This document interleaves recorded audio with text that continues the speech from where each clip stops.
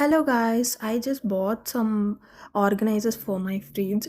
So నేను మీకు కూడా యూజ్ అవుతాయని చెప్పేసి షేర్ చేద్దాం అనుకున్నాను ఈ వీడియోలో. సో ఫస్ట్ వచ్చేసి ఈ ట్రే నేనైతే ఇది మీషోలో పర్చేస్ చేశాను. నాకైతే టోటల్ 3 ట్రేస్ వచ్చాయి. సో దాంట్లో ఒకటి అనేది ఇలా ఈజీగా యాక్సెస్ చేసుకునే vegetables, mostly tomato and ginger some times and lemon. So అవి పెట్టడానికి అయితే నేను అది యూస్ చేశాను. అండ్ ఇంకొకటి వచ్చేసి ఎగ్ ట్రే.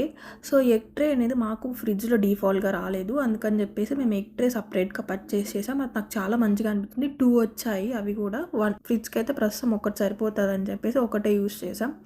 అండ్ ఇంకొకటి వచ్చేసి వెజిటేబుల్స్ వేసుకోవడానికి జూట్ బ్యాగ్స్. ఇవి చాలా మంచిగా ఉన్నాయి బ్యాగ్స్, క్వాలిటీ అయితే. వెజిటేబుల్స్ కూడా ఏమంత పాడవట్లేదు.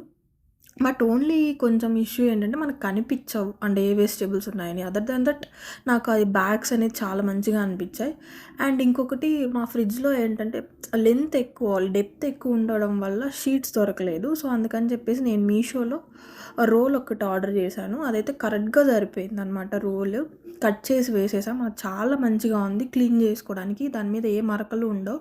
ఈజీగా క్లాత్తో క్లీన్ చేస్తే మంచిగా క్లీన్ అయిపోతుంది. కింద ఏమో మనకి రఫ్గా వచ్చింది. ఈ షీట్ చాలా మంచిగా యూజ్ అయ్యింది ఇలా డెప్త్ ఎక్కువ ఉండే ఫ్రిడ్జెస్కి అయితే.